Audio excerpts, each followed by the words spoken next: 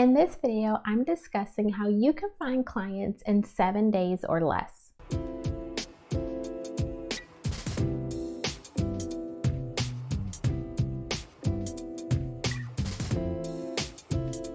Hey, what's up YouTube? It's Natasha, the business recruiter. Welcome back to my channel. So one of the biggest questions that is always out there is how do you actually go about finding prospective clients? Well, there are actually a multitude of ways that you can go about finding prospective clients and ultimately turning them into paying clients for you. One of the keys in regards to being able to do this is to really start to think through how you can actually build your network. And there's a multitude of ways that you can think about this. Not only does your network include your circle of influence or those individuals who are directly around you, but your network can also include those individuals who are maybe not so close to you. And in regards to those individuals who may not be as close, the key to keep in mind is that LinkedIn or other social media platforms that are out there really serves as a mechanism for you to be able to start to build that extended network. Let's take LinkedIn for example. One of the things that you really want to ensure that you have on LinkedIn when you're starting to build your network up and making connections with individuals on LinkedIn is a LinkedIn profile page that